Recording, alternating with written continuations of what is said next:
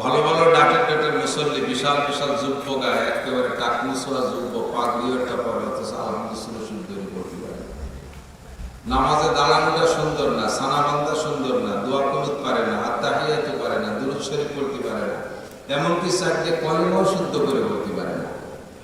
অথচ দেখতে শুনতে মনে হয় যেন বহুত বড় একজন হুজুর, বড় মওলানা এই হবে।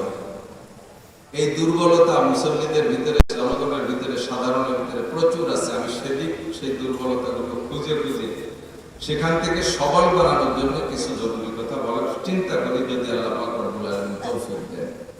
মাসটার নাম, চলতি মাসের নাম আরবিতে রবিউল আউয়াল, জানেন তো? কি একটু বলবেন? রবিউল আউয়াল। এর পরের মাস রবিউল সানি, তারপরে জুমাদাল উলা, তারপরে জুমাদাল সানি, এরপরে রজব, তারপরে শাবান, তারপরে আসবে রমজান। চলতি মাস সহ রমজানের আগে 6 মাসের মতো আছে। এ মাসে নবী পাক সাল্লাল্লাহু আলাইহি সাল্লাম দুনিয়ায় এসেছিলেন, যার কারণে মাসটা বড় দামি। ইংরেজিতে এই মাস চলছে সেপ্টেম্বর মাস। আজ থেকে 4 বছর আগে এই সেপ্টেম্বর মাসের এত গুরুত্ব ছিল না। এবছর সেপ্টেম্বর মাস সারা দুনিয়া জুড়ে বড় দামি হয়ে গেছে। বাংলাদেশ সহ কয়েকটা দেশে এই 12ই রবিউল আউয়ালকে ঈদে মিলাদুন নবী হিসেবে পালন করে। কি বলে? ঈদে মিলাদ। নবী আলাইহিস সালাতু ওয়াস সালামের জন্ম উপলক্ষে রবিউল আউয়ালকে ঈদ মনে করে। ঈদ মানে খুশি। হুজুর বলে লিকুল্লি কওমিন ঈদুন ওয়া হাযা ঈদুনা। হুজুর ঈদুল ফিতর আর ঈদুল আযহা, এই দুইটি ঈদের খুতবার ভিতরে হুজুর বলতেন যে প্রত্যেক জাতি গোষ্ঠীর একটা আনন্দ উৎসবের দিন থাকে। প্রত্যেক জাতি গোষ্ঠী, প্রত্যেক ধর্মাবলম্বীদের এরকম দিন আছে যে দিনটা তারা আনন্দ উপভোগ করে, আনন্দ উল্লাস করে, খুশির দিন। তো আমাদের মুসলমানদের খুশির দিন দুইটা। হুজুর বলেছেন কয়টা? একটু মস্ক করে নেই। অনেকের ভিতরে এই ভুল ধারণাটা, বর্তমানে তো মিডিয়ার যুগ, মিডিয়ার যে রমরম জমজমাট চলতেছে, তাতে প্রত্যেকের বাড়ি এই কথাগুলো তারা মিডিয়ার মাধ্যমে পৌঁছে দিচ্ছে। এই ভুল থেকে উঠে আসার জন্য একটু খেয়াল করার জন্য অনুরোধ করতেছি। হুজুর বলেছেন ঈদ দুইটা। কয়টা? আপনারা জানেন কয়টা? দুইটা না ঈদ? একটা হলো রমজান মাস চলে যাওয়ার পরে শাওয়াল মাসের 1 তারিখে, তার নাম ঈদুল ফিতর। আর একটা হলো তার 2 মাস 10 দিন পরে ঈদুল আযহা। এই দুইটি ঈদ আমরা জানি, তাই তো নাকি বলেন? আমাদের দেশে, উপমহাদেশে বেদাতীরা আর একটা নতুন ঈদের আবিষ্কার করছে, তার নাম হচ্ছে ঈদে মিলাদুন নবী। নবী আলাইহিস সালামের জন্মদিন উপলক্ষে ঈদ খুশি উদযাপন করা, এটার নাম হচ্ছে ঈদ। অথচ এটা হাদিসে নাই। যেটাকে হাদিসে ঈদ বলবে না, সেটা যদি আমি বলি তার নাম হলো বেদাত। তার নাম কি? বেদাত। আর হাদিসে আছে অকুল্লু বেদাতিন দালালা, সমস্ত বেদাত হলো গোমরাহি, ভ্রষ্টতা। আর ভ্রষ্টতার নতিজা কি? অকুল্লু দালালাতিন ফিন্নার। বেদাত আবিষ্কারক, বেদাতের অনুসারী যারা, বেদাত কর্মীওয়ালা যারা, তারা সকলে জাহান্নামী। নবী আলাইহিস সালাতু ওয়াস সালামের ভালোবাসা আর প্রেমে লাফালাফি, দাপাদাপি, জশ্নে জুলুস, লাইট জ্বালানো, দলবদ্ধভাবে রাস্তায় মিছিল করা, এরপরে বিভিন্ন কিছু মালা টালা দিয়ে সাজায় গুছাইয়া কবরকে, বড় বড় পীরসাহেবদের কবরকে সাজানো, বাতি জ্বালানো, এগুলো সব শিরক আর বিদআত। আমরা এগুলোকে ইবাদত মনে করে জাহান্নামের পথ সুগম করতেছি। আল্লাহ তাআলা আমাদের এই আকীদা থেকে বেঁচে থাকার তৌফিক দান করে, বলেন আমিন। ছোট্ট একটা ভুল ভাঙাইতে আমি চলে যাব, খেয়াল করেন। একটা ভালো লোক, একটা ভালো ফ্যামিলির লোক, ধনী মানুষ, শিক্ষিত মানুষ, এই বর্তমান সমাজের অবস্থার উপরে নির্ভর করে আমি বলতেছি। একটা ভালো শিক্ষিত ফ্যামিলি, ধনী মানুষ, বাপ বড় ধনী মানুষ, এই বাপের, ধনী বাপের একটা সন্তান হয়েছে পুত্র সন্তান। প্রথম সন্তান ছেলে। আর প্রথম সন্তান ছেলে হইলে 99%, 99% মানুষ খুশি হয়। কথা কম লাগে? প্রথম সন্তান পুত্র সন্তান হইলে আপনারা বেজার না খুশি? খুশি হয় না? প্রথম সন্তানটা পুত্র সন্তান হইলে 99% মানুষ খুশি, এবং খুশি হওয়া উচিত। পুত্র সন্তান কামনা করা এটা নবীদের স্বভাব। হযরত ইব্রাহিম আলাইহিস সালাম আল্লাহর কাছে 98 বছর বয়সে যে পুত্র সন্তান দোয়া করে, রব্বি হাবলি মিনাস সালিহিন, আল্লাহ আমার একটা নেক পুত্র সন্তান দাও। হযরত মারিয়াম আলাইহা সালাতু ওয়াস সালামের মা মারিয়ামকে পেটে রেখে কয় রব্বি ইন্নী নাযারতু মা ফি বাতনি মুহাররারান। আরবি শব্দ হিসেবে তরজমায় বোঝা যায় যে মারিয়ামের মা আল্লাহর কাছে মান্নত করছে, আল্লাহ আমার পেটে যে সন্তান আছে এইটাকে আমি বাইতুল মুকাদ্দাসের খাদেম বানায় দেব। আর কোন কন্যা সন্তান, কোন মেয়ে, মহিলা কি বাইতুল মুকাদ্দাসের খাদেম হতে পারে? মান্যতের কথা ভাবেই বোঝা যায় যে এটা পুত্র সন্তানের জন্য আল্লাহর কাছে দোয়া করে তাই মান্যত করেছে। পুত্র সন্তান চাওয়া নবী রাসূলের সুন্নাত, নবীরাও পছন্দ করতেন।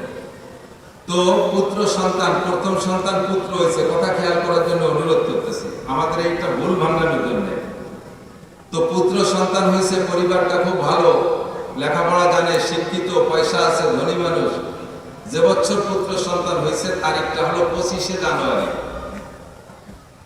তো সামাজিক মানুষ, ধনী মানুষ, শিক্ষিত মানুষ এই পুত্র সন্তানের খুশিতে ওই বছর যা করছে তা তো করছেই, এরপরে প্রত্যেক বছর সন্তানের জন্মদিন উপলক্ষে কেক কাটার একটা অনুষ্ঠান করে, কি করে না? অনেকে আছে না, এই জন্মদিন উপলক্ষে কেক কাটা কি সুন্নত? এটা শয়তানের সুন্নত। জন্মদিন উপলক্ষে কেক কাটা কার সুন্নত? শয়তানের সুন্নত।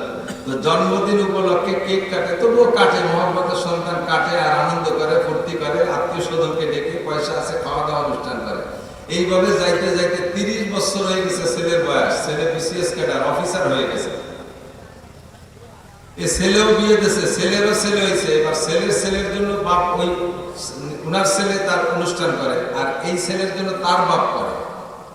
30 বছর, কত বছর? 30 বছর। তারিখ কত? 25শে জানুয়ারি। একটু মুখস্থ রাখেন, তারিখ কত? 25শে জানুয়ারি। 30 বছর পরে ওই অফিসার ছেলে ঢাকা থেকে আসার পথে ভাঙ্গার এই ধারে এসে গাড়ি অ্যাক্সিডেন্ট করে মারা গেছে, সেদিনও 25শে জানুয়ারি মারা গেছে। কয় তারিখ? জন্ম নিয়েছে 30 বছর আগে 25শে জানুয়ারি, আর 30 বছর পরে এসে 25শে জানুয়ারি বাপ মারছে, সেই ছেলে মারা গেছে, অ্যাক্সিডেন্ট করে হোক বা যেভাবে হোক মারা গেছে। তো মৃত্যুর আগ পর্যন্ত যে কয়টা 30 বছরে যে কয়টা জানুয়ারি গেছে, ওই কয় জানুয়ারিতে উনি কি করছে? ওই সন্তানের জন্মদিবস উপলক্ষে আনন্দ করছে, ফুর্তি করছে, আর কেক কাটছে, তাই তো নাকি বলেন? 30 বছরের মাথায় যে সেই 25শে জানুয়ারি ছেলেটা ইন্তেকাল করলো, এই বছরের পরের থেকে বাপে ওই 25শে জানুয়ারি যদি বাপ বেঁচে থাকে কি করবে? আর কি জন্মদিবস উপলক্ষে কেক কাটবে? এখন কি করবে? এখন ওই 25শে জানুয়ারিকে মৃত্যু দিবস উপলক্ষে শোক করলে করবে, ঠিক কি না? কথা বলছেন না? আমার নবী, আপনার নবী, বিশ্ব নবী 63 বছর আগে জন্ম নিয়েছে, ধরে নিলাম 12ই রবিউল আউয়াল। মাস ছিল রবিউল আউয়াল, তারিখও ধরে নিলাম 12ই রবিউল আউয়াল, 12 সোমবার, আর সময়টা ছিল সবে সাদেকের সময়, সবকিছু মিল আছে। সেই 63 বছর পরে আইসা সেই নবী আবার সেই রবিউল আউয়াল মাসের 12 তারিখে ইন্তেকাল করলেন। তো নবীর ইন্তেকালের আগের 63 বছর আমরা রবিউল আউয়াল মাসের 12 তারিখে জন্মদিবস উপলক্ষে আনন্দ উৎসব করলে করতে পারি। তো 63 বছরের মাথায় এসে যে ইন্তেকাল করলেন, তারপরে যে 1400 বছর চলে যাচ্ছে, এই 1400 বছর কি 12ই রবিউল আউয়াল নবীর জন্মদিবস পালন করা উচিত না মৃত্যু দিবস? আনন্দ করা উচিত না শোক পালন করা উচিত? কথা কি বুঝছেন আপনারা? পশ্চিমে ইহুদি নাসারারা তারা মুসলমানদের ইতিহাসকে বিকৃত করে মুসলমানদের মধ্যে এক দলের পয়সা দিয়ে কিনে তাদের মত অনুযায়ী এই দেশে শরীয়ত বাস্তবায়ন করার চেষ্টা করে আমাদের মতো সরল পিরান মুসলমানদেরকে তাদের গোলাম বানায় ফেলেছে। তারা যা যেভাবে বলে, পয়সা করি দিয়ে একটা উৎসব করে, আমরা সেই তালে নাচতে তালে থাকি, একবারও হিসাব করি না। এই দিন নবী জন্ম নিয়েছেন কথা ঠিক, তো নবীর জন্মের উপরে আমরা যতটা খুশি, নবী আলাইহিস সালামের ইন্তেকালের উপরে তার চাইতে আমরা বেশি দুঃখিত না? তাহলে উচিত ছিল রবিউল আউয়াল মাসে ঈদে মিলাদুন নবী উদযাপন না করা, বরঞ্চ শোকে নবী মুহাম্মদ রাসূলুল্লাহ সাল্লাল্লাহু আলাইহি ওয়াসাল্লামের শোক দিবস পালন করা উচিত ছিল, ঠিক কি না? রাষ্ট্রীয়ভাবে মোটা মোটা টাকা খরচ করে ঈদে মিলাদুন নবী পালন করে, সেইগুলোকে ছুটি টুটিও দেয়। বড় কষ্ট লাগে, বড় দুঃখ লাগে। আমার এই মর্মে যে কয়টা মাহফিল হয়েছে ইদানিং সিরাত মাহফিল, আমি প্রত্যেক জায়গায় এই বিষয়টাকে খুব খুলে আলোচনা করছি। 2 নম্বর সহি কথা হলো, ঐতিহাসিকদের মতে শতকরা 97 জন, 100 জনের মধ্যে 97 জন ঐতিহাসিক হিসাব করে বের করছে নবী আলাইহিস সালামের জন্ম তারিখ 12ই রবিউল আউয়াল না। সিরাতে মুস্তাফা আল্লামা ইদ্রিস কান্দলবির লেখা ইসলামিক ফাউন্ডেশন থেকে সেটাকে অনুবাদ করে দিয়েছে। আমি উর্দুটা পড়ি, আপনারা বাংলাটা খুঁজে বের করে দেখবেন। নবী আলাইহিস সালামের জন্ম তারিখ 8ই রবিউল আউয়াল। কয় তারিখ? 8ই রবিউল আউয়াল। আপনাদের প্রশ্ন হতে পারে, নবী পাকের জন্ম তারিখ নিয়েও হুজুরকে মতানৈক্য, হুজুররা যা কয় তার মধ্যে ইখতিলাফের মতানৈক্য। এক হুজুর কয় কানে বলে দিতে হবে বারবার, আর এক হুজুর কয় সালাম আনতে হবে বুকের উপরে, আর এক হুজুর কয় আমিন করতে হবে জোরে, আবার আর এক দলের বিরোধিতা করে হুজুরকে সব জায়গা ঝামেলা, এমনকি নবীর জন্ম নিয়েও ঝামেলা বানায়। আপনি নিজেই জবাব দেন, নবী পাকের জন্ম তারিখ আমি বলছি সহি তারিখ হলো 8ই রবিউল আউয়াল, 12ই রবিউল আউয়াল, মৃত্যু তারিখের মধ্যে কোনো সন্দেহ নেই। কথা বলেন, এই নবীর জন্ম তারিখ নিয়ে মতানৈক্যের কারণ কি একটু বলি, আমি যে শুরু করছি তার আলোচনার দিকে যাবো। এই ভুলটা বর্তমান সময় ভাঙ্গায় না দিলে এই মসজিদে গেলে আর এই আওয়াজ আমাদের মুখে থাকবে না, এই জন্য বলে দিয়ে যাচ্ছি। আমরা আপনারা বর্তমানে যে সময়, এই সময় নিরক্ষরতাকে দূর করার জন্য শিক্ষার কত জোর চেষ্টা চলতেছে সরকারের মাধ্যমে বিভিন্নভাবে। এখন টিপসইওয়ালা মানুষের খুবই অভাব আছে, কমপক্ষে নিজের নামটাও লিখতে পারে এরকম মানুষ প্রায় হয়ে গেছে না। শিক্ষার এত জোর তাকিদের যুগ, এই সময় আইসাও আমার মুরব্বী বাবারা যারা আছেন 60-70 বছর বয়সী, 80 বছর বয়সী যারা আছেন, তারা নিজের জন্ম তারিখটা জেনুইন বলতে পারবেন কয়জনে? আমার জন্ম তারিখ, আমার জন্ম তারিখটাই জেনুইন না। যখন আইডি কার্ড করতে গেছি তখন তো আমার জন্ম নিবন্ধন লাগবে। এবার জন্ম নিবন্ধন করতে যায় সে জায়গায় তারা জিজ্ঞেস করছে আপনার জন্ম তারিখ কত? তা তো আমি জানি না। পরে মার কাছে এসে বললাম, মা আমার জন্ম তারিখ কত? আমার বয়স এখন 55। মা যে হিসেব বলছে সেই হিসেবে তো মা কয় যে তারিখ তুরিখ মনে নাই, তুই যুদ্ধের আগের বছর হয়েছিল। নির্ধারিত তারিখ পর কায়দা নাই, তুই যুদ্ধের আগের বছর হয়েছে 69 সাল। শেষে নিজে নিজে একটা তারিখ দিয়ে দিলাম, মা কোন তারিখে আমার জন্ম দিয়েছে তা মারও মনে নাই, আমি তো জানি না, তুই ওটা আমার জন্ম তারিখ আমি দিয়ে দিছি। তারপরে থেকে আমার আইডি কার্ড তৈরি হয়েছে। এই দেশের বড় বড় বাগা বাগা নেতা যারা আছে ছিলেন, চলে গেছেন। যেমন যারা আওয়ামী লীগ পছন্দ করে তাদের নেতার নাম করে তাকে 12 টাকা, যারা জাতীয় বিএনপি করে তাদের নেতার নাম করে তাদের 12 টাকা। ধরে নেন ওই সমস্ত বড় বড় নেতা যাদের নামের পর, যাদের মাধ্যমে এদের স্বাধীন হয়েছে, শেখ সাহেব, বঙ্গবন্ধু শেখ সাহেব, শেখ মুজিবুর রহমান সাহেব, উনি মারা গেছে 15ই আগস্ট, এর মধ্যে কোনো সন্দেহ আছে?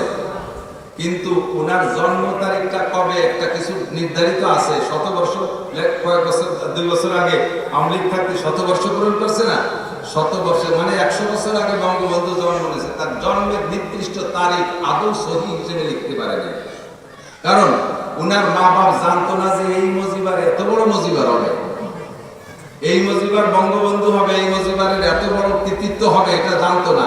আর লেখাপড়ার অত প্রভাব ছিল না এবং জন্ম নিবন্ধন সে সময় করা হতো না, যার কারণে ওনার জন্ম তারিখ ঠিক করে রাখে নাই। যখন ধীরে ধীরে নেতা হয়ে বড় বাগা নেতা হয়ে গেছে, তখন ওনার পাইকিয়াদা যারা আছে, দেশের নেতাগোতা যারা আছে, তারা ওনার ব্যাকগ্রাউন্ড খুঁজতে খুঁজতে তার স্যারের একটা জন্ম তারিখ ঠিক করতে হয়। এখন এই জন্ম তারিখ ঠিক করবে কিভাবে, স্যার নিজেই করতে পারে না। তো ওরা যাইয়া ওনার স্যারের এলাকায় যাইয়া মুরব্বীদের খুঁজতেছে যে সেই আমলের কোনো মুরব্বী পাওয়া যায় নাকি। দেখে যে হ্যাঁ, ভালো ভালো বুড়ো বুড়ো 2-3 জন বুড়ি আছে বয়সে। সে বুড়ির কাছে জিজ্ঞেস করছে, আপনাদের এলাকার নেতা বঙ্গবন্ধুর জন্ম তারিখ সম্পর্কে জানেন? তা তো ভালোই প্রতিবার বলেনি, আমার একটু মনে আছে, ওর মা কইছিল যে কলেরার বছরের আগের বছর হয়েছে। আর এক বুড়ি কয় 40 সালে জ্বরের পরের বছর হয়েছে। এই 40 সালে জ্বরের পরের বছর আর কলেরার আগের বছর 2 তারিখ মিলিয়ে মাঝে ঠুয়া একটা তারিখ হিসেব করে রাখছে। এলো মাত্র আজ থেকে 100 বছর আগে, তাহলে 1500 বছর আগে, যে জামানায় লেখাপড়ার কোনো গন্ধবতা ছিল বলে মনে হয় না, প্রযুক্তির কিছুই ছিল না।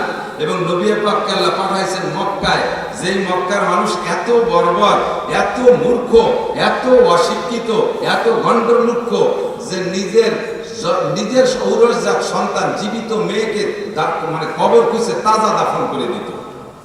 বাইবুল মা বাপ ভেদাভেদ ছিল না, যার সাথে যার ইচ্ছা খুশি যৌন চরিতার্থ করতো। এত বড় মানে জঘন্য জাতিতে পরিণত হয়ে গেছে। কাবা ঘরের মতো পবিত্র ঘরের মধ্যে 360টি মূর্তি রেখে পূজা করছে। তারা এত বড় নিচু মানে চলে গেছে। তাদের ভিতরে কোনো নবী রাসূল আগে আসে নাই। আমার নবীর আগে মক্কায় কোনো নবী জন্ম নেয় নাই। নবীদের আগে মক্কায় কোনো নবী জন্ম নেয় নাই। পরে গেছে নাকি মক্কায় নবী? নবীর পরে মক্কায় কোনো নবী হয়েছে নাকি? তাহলে মক্কায় আগেও কোনো নবী জন্ম নেয়নি, পরেও নেয় নাই। অন্যান্য দেশে হয়েছে, ফিলিস্তিন খুব বেশি হয়েছে, শাম সিরিয়ায় খুব বেশি হয়েছে, তারপরে বাইতুল মুকাদ্দাস এলাকায়, ওই এলাকাতে নবীদের জন্ম খুব বেশি। কিন্তু মক্কায় কোনো নবী আসে না, শিক্ষার কোনো গন্ধই ছিল না। ওনার পূর্বপুরুষ জানে না, ওনার মুরব্বীরা জানতেন না যে এই সন্তানটা পরবর্তীতে বিশ্ব নবী হবে, কাজেই তার জন্ম তারিখ তারা কেউ ঠিক করে রাখে নাই। এমনি এতটুকু মনে রাখছে যে রবিউল আউয়াল মাসে হয়েছে, সোমবারে হয়েছে, শবে সাদেকের সময় হয়েছে, এইটুকু মনে রাখছে। এবং তার সবচেয়ে বেশি মনে রাখছে হুজুরের চাচা আবুল আহাব। হুজুরের চাচা আবুল আহাব, এই আবুল আহাব প্রত্যেক সোমবারে ভাতিজার জন্মদিবস উপলক্ষে স্বর্ণের পেয়ালায় বাতি জ্বালাইত। স্বর্ণের পেয়ালায় বাতি জ্বালাইত আবুল আহাব। নাম কি? আবুল আহাবের নাম কয়ে কি রাদিয়াল্লাহু আনহু পড়া লাগে না? আবুল আহাবের নাম কয়ে কি কইতে? লানাতুল্লাহি আলাল কাযিবিন। আবুল আহাব 40 বছর পর্যন্ত রাসূলের নবুয়তি পাওয়া পর্যন্ত, নবুয়তির ঘোষণা দেওয়ার আগ পর্যন্ত আবুল আহাব প্রত্যেক সোমবারে নবীর জন্মদিবস উপলক্ষে স্বর্ণের পেয়ালায় বাতি জ্বালাইত। আর সর্বপ্রথম আবুল আহাব নবী আলাইহিস সালামকে গালি দিয়েছে। নবুয়তি পাওয়ার পরে হুজুর যখন মুরব্বীদেরকে নিয়ে ঘরের মধ্যে বসে প্রস্তাব দিলেন, হে আমার মুরব্বী মহোদয়, আপনারা বলেন কুলু লা ইলাহা ইল্লাল্লাহ মুহাম্মাদুর রাসূলুল্লাহ, এই কালেমার যখন প্রস্তাব দিয়েছে, মজলিসের ভিতরে আবু জাহেল, আবুল আহাব, উতবা, সাইবা, ওয়ালিদ ইবনে মুগিরা, আবু সুফিয়ান, এরকম বড় বড় বাঘা আরবের কুরাইশি নেতারা ছিল। এই সব নেতাদের উপস্থিতিতে তৎকালীন সৌদি আরবের গভর্নর ছিল মিস্টার আবু জাহেল। এও চুপ করে রয়েছে, হুজুরের কথার পর কোনো কথা সেও বলতেছে না। যেই চাচা 40 বছর পর্যন্ত হুজুরের জন্মদিবস পালন করছে সোমবারে, সেই চাচা ওই দিন সর্বপ্রথম হুজুরের মুখের পর তাব্বাল্লাকা ইয়া খাসিস আলিহাজা জামাতানা, ধ্বংস হয়ে যা মুহাম্মদ, তুই কি এজন্য আমাদেরকে ডেকে নিয়ে আসছিস? নবীকে তাব্বাল্লাকা কয়ে বদদুয়া দিয়েছে। আর সাথে সাথে আল্লাহ তাআলা সূরা লাহাব নাজিল করে দিয়ে হুজুরকে সান্ত্বনা দিয়ে কয়, তাব্বাত ইয়াদা আবি লাহাবিন ওয়া তাব মা আগনা আনহু মালুহু ওয়া মা কাসাব সায়াসলা নারান যাতা লাহাব আমরাতুহু হাম্মালাতাল হাতাব ফি জিদিহা হাবলুম মিন মাসাদ। আবু লাহাব আর তার স্ত্রী, এরা ধন সম্পদ কিছুতে বাঁচাইতে পারবে না, প্রজ্বলিত আগুনের ভিতরে পড়বে। দুনিয়াও তাদের হাত দুটোকে ধ্বংস ভেঙে দেওয়া হলো, আখেরাতেও তারা এভাবেই জাহান্নামে যাবে। আবু লাহাব চিরকাল জাহান্নামে যাবে, সারা জিন্দেগি ভরে এক সেকেন্ডের জন্য জান্নাতে যাবে না। অথচ আবু লাহাব নবী আলাইহিস সালামের 40 বছর পর্যন্ত জন্মদিবস পালন করেছে সোমবারে, কিন্তু তারিখটা লিখে রাখেনি। পরবর্তীতে যখন হুজুর নবী হয়েছে আর সাহাবায়ে কেরাম জীবন কুরবানি দেওয়ার জন্য হুজুরের জন্য প্রস্তুত ছিলেন, তারা কুরবানিও দিয়েছেন, জবাই হয়ে গেছেন, শহীদ হয়ে গেছেন, এরকম জান ফেদা সাহাবায়ে কেরাম নবী আলাইহিস সালামের ব্যাকগ্রাউন্ড পুরো খোঁজা শুরু করছে। এই নবী এত বড় নবী, তাহলে তার জন্ম তারিখটা কত হতে, কবে হয়েছে, জন্ম তারিখটা কি, খুঁজতে খুঁজতে খুঁজতে খুঁজতে খুঁজতে যাইয়া অনেক কিছু মিলে টিলাইয়া দেখে 570 খ্রিস্টাব্দের এপ্রিল মাসের এই তারিখে জন্ম হয়েছে। এবার ইংরেজি সাল তো, ইংরেজি মাস তো ঘুরতে থাকে, ইংরেজি মাস জায়গায় থাকে, আরবি মাস ঘুরতে থাকে। আরবি মাসটা সেইভাবে পিছনের দিকে হিসেব করতে করতে করতে করতে যাইয়ে দেখে 570 খ্রিস্টাব্দের এপ্রিল মাসের ওই তারিখে আরবি ছিল রবিউল আউয়াল মাসের 8 তারিখ। তো রবিউল আউয়াল মাসের 8 তারিখ গেল আসলে নবী পাক সাল্লাল্লাহু আলাইহি ওয়াসাল্লামের জন্ম। সে তারিখ সম্পর্কে আমাদের খবর নাই। এই ইহুদিরা ইতিহাসকে বিকৃত করে দিয়ে নবী পাকের জন্ম তারিখ আর মৃত্যু তারিখে একই তারিখে মিলিয়ে দিয়া আমাদেরকে মৃত্যু তারিখের করণীয় কাজ থেকে বিরত রাখা, জন্ম তারিখটাকে সামনে রেখে নবীর মৃত্যুর দিন আমাকে দিয়ে আনন্দ করায়। ফেরেশতারা যাইয়া প্রতিনিয়ত নবী আলাইহিস সালামের কাছে নালিশ দেয়, হুজুর যাই দেখেন ভারতবর্ষের আপনার মুসলমান উম্মতরা আপনার মৃত্যু দিনে কত খুশি, তারা ঈদ বানায় নিয়েছে। এই দিন আপনি ইন্তেকাল করলেন না, তারা সেদিনকে ঈদ বানায় নিয়েছে, সেদিনকে তারা ঈদ উদযাপন করে। নবী আলাইহিস সালাম কষ্ট পায়। কাজেই সামনে থেকে আমরা এই 12ই রবিউল আউয়ালকে ঈদে মিলাদুন নবী বলবো না, এদিন হবে আমাদের শোকে নবী সাল্লাল্লাহু আলাইহি ওয়াসাল্লাম। সেদিন আমাদের অন্য কোনো আনুষ্ঠানিক কোনো আমলও নেই, নবী আলাইহিস সালাম করে নাই। আমি এই রবিউল আউয়াল মাসে দুই একবার সৌদি আরবে কাটাইছি, মক্কায় কাটাইছি, মদিনায় কাটাইছি, ওখানে এই জাতীয় কোনো প্রোগ্রাম হয় না। এটা হয় শুধু আমাদের ভারত, পাকিস্তান, বাংলাদেশ, এই 2-3 দেশের ভিতরে। আল্লাহ পাক রব্বুল আলামিন এই মাসের নির্ধারিত যে তারিখগুলো আছে, এই তারিখে যে যে ইবাদত করা উচিত, সহিহ ইবাদতগুলো আমাদের করা তৌফিক দান করে, সবাই বলি আমিন। আমাদের অত্যন্ত প্রিয় স্নেহের মাওলানা আবু সাঈদ আমাদের ছাত্র, রেস্তায় আমার আত্মীয় হয়, আমার ভাগ্নে হয়। আপনাদের এলাকা